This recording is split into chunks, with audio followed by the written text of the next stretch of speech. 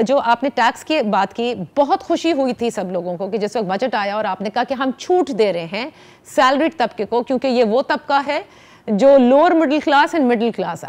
मुझे frankly speaking ये लगता है मिफ्ता साहब कि स्लोली एंड ग्रेजुअली ये क्लास वाइप आउट हो रही है, क्योंकि इनके ऊपर जिस किस्म का बोझ डाला जाता है, आपका ये वो यू टर्न साबित हुआ कि पहले छूट दी और अब उसके बाद आपने बतदरीज जो है वो स्लैब्स बना दिए।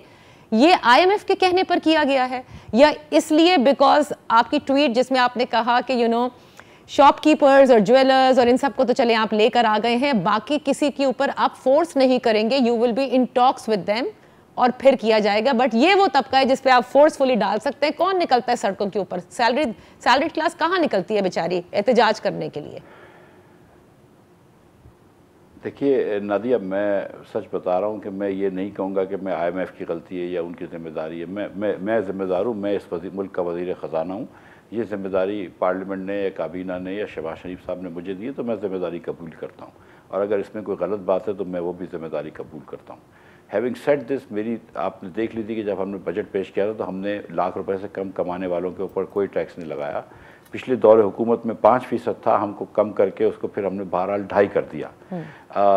आप ये भी देखें कि जो IMF का एग्रीमेंट किया था आज से कुछ अर्से पहले पिछली हुकूमत ने, उसके तहत ये जो 200 अरब रुपए हम लेते हैं सैलरीड इंडिविजुअल से, वो 200 अरब रुपए बढ़कर 329 अरब रुपए बनने चाहिए थे। 200 से बढ़ के 329, हमने 200 से बढ़ा के 230 किए हैं, which is keeping with inflation. So हम, क्योंकि हमने 15% सैलरी, जो हमारा 230 का तखमीना है उसमें हम अस्यूम कर रहे हैं कि 15% सैलरी भी बढ़ेगी, तो हमने कोई ऐसे सच टैक्स नहीं बढ़ाया है। लेकिन ये बात दुरुस्त है आपकी कि जो लोग 1 लाख या 2 लाख रुपए कमाते हैं उनकी ज़िंदगी वैसे ही बहुत मुश्किल में आ गई है, और उनके ऊपर मज़ीद टैक्स बोझ डालना और महंगाई का बोझ डालना बड़ा मुश्किल फ़ैसला था।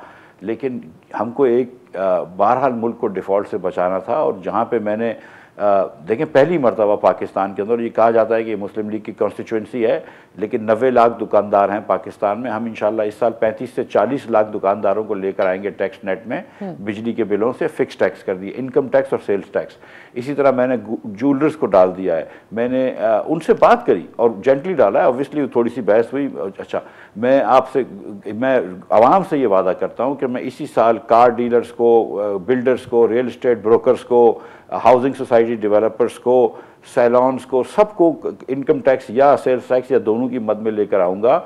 मैं इनको आसानी करूँगा, पहला साल होगा, इनकी आदत करेंगे फिक्स टैक्स देने की, इनको आसानी करेंगे और फिक्स टैक्स ही होगा।